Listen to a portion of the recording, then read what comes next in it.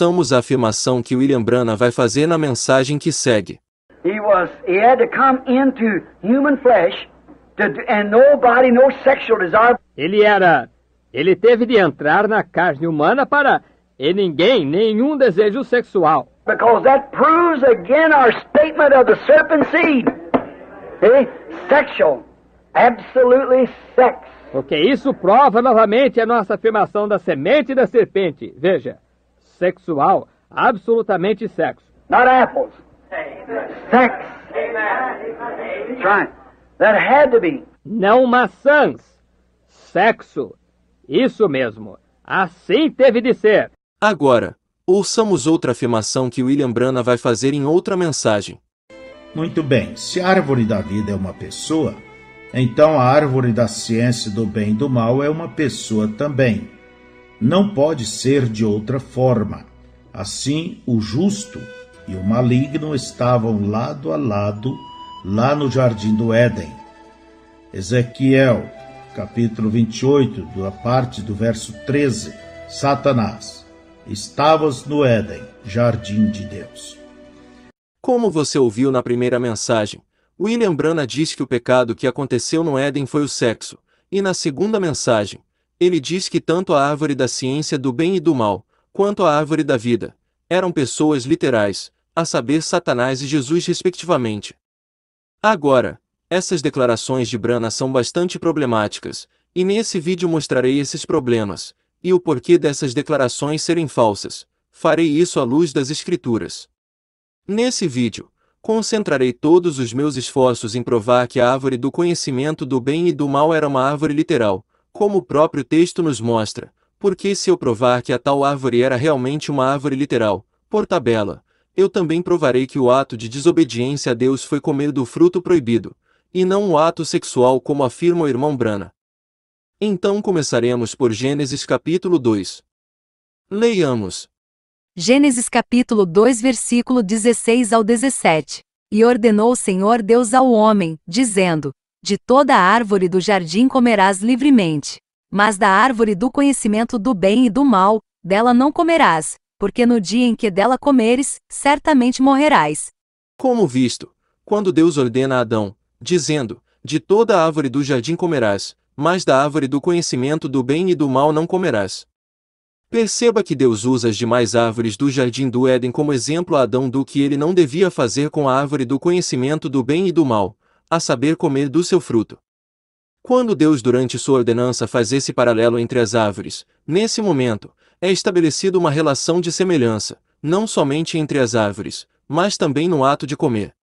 Isso nos leva a entender que todas as árvores do jardim têm a mesma natureza, ou seja, são a mesma coisa.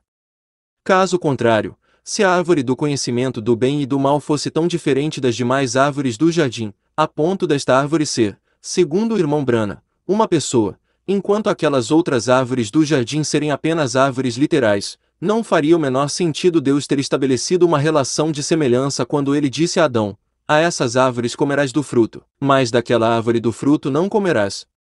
Diante disso temos dois cenários possíveis: se a árvore do conhecimento do bem e do mal era uma árvore literal, como o texto afirma, também as demais árvores eram literais. Este é um cenário. O outro cenário é, se acreditarmos que a árvore do conhecimento do bem e do mal era uma pessoa, como o irmão Branham insiste em dizer, então também teremos que acreditar que as demais árvores do jardim também eram pessoas.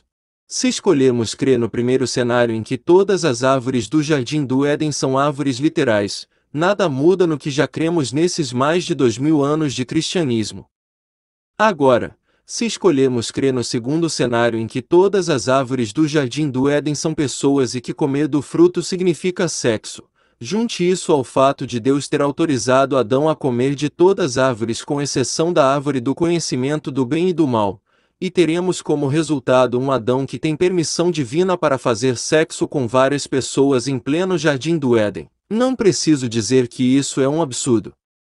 Calma que as coisas ainda podem piorar bastante, pois o irmão Branham disse que a árvore do conhecimento do bem e do mal era Satanás, e que a árvore da vida era Jesus, e ambos estavam lado a lado no meio do jardim do Éden. Tal afirmação que a árvore da vida era a pessoa de Jesus implica em algo realmente nefasto, tem em vista que Branham ensina que comer do fruto significa o ato sexual, e Jesus, sendo a árvore da vida, possui um fruto. Acho que você já entendeu onde isso vai levar. Agora, leiamos a Bíblia. Apocalipse 2:7. Quem tem ouvidos, ouça o que o Espírito diz às igrejas. Ao que vencer, dar-lhe-ei a comer da árvore da vida, que está no meio do paraíso de Deus.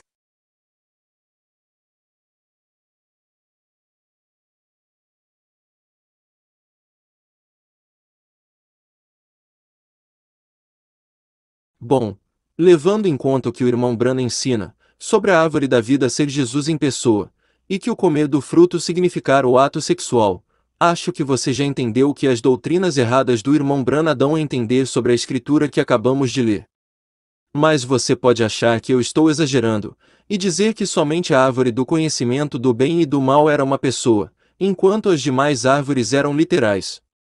Não, eu não estou exagerando. Lembre-se que Deus relacionou a árvore supracitada com as demais árvores do jardim, então não estou exagerando. Acho que ficou evidente que a visão do irmão Branham sobre o que teria acontecido no Éden só traz confusão.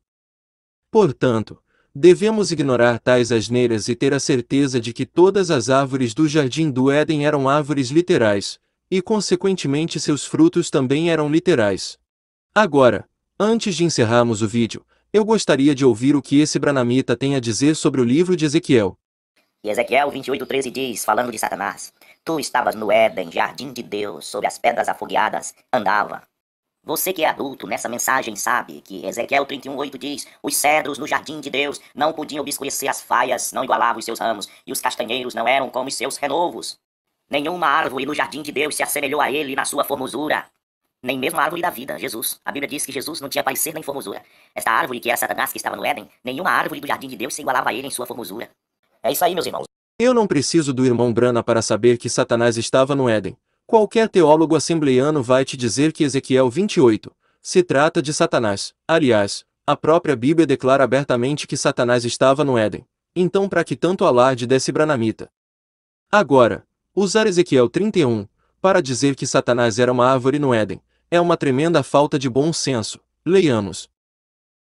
Ezequiel capítulo 31, versículo 3 ao 8. Eis que a Síria era um cedro no Líbano, de ramos formosos, de sombrosa ramagem e de alta estatura, e a sua copa estava entre os ramos espessos. As águas o fizeram crescer, o abismo o exalçou. As suas correntes corriam em torno da sua plantação, e ele enviava os regatos a todas as árvores do campo. Por isso se elevou a sua estatura sobre todas as árvores do campo, e se multiplicaram os seus ramos, e se alongaram as suas varas, por causa das muitas águas quando brotava. Todas as aves do céu se aninhavam nos seus ramos, e todos os animais do campo geravam debaixo dos seus ramos, e todas as grandes nações habitavam à sua sombra. Assim era ele formoso na sua grandeza, na extensão dos seus ramos, porque a sua raiz estava junto às muitas águas. Os cedros, no jardim de Deus, não o podiam obscurecer, as faias não igualavam os seus ramos, e os castanheiros não eram como os seus renovos. Nenhuma árvore no jardim de Deus se assemelhou a ele na sua formosura. Nessa escritura Deus está falando a Faraó sobre o Império Assírio. Note que Deus disse que nenhuma árvore no jardim de Deus se assemelhou a ele na sua formosura. A razão mais provável de Deus ter comparado o Império Assírio a uma árvore do jardim de Deus é a própria localização do Império Assírio. Veja nesse mapa que o Império Assírio ficava exatamente onde o Jardim do Éden ficava.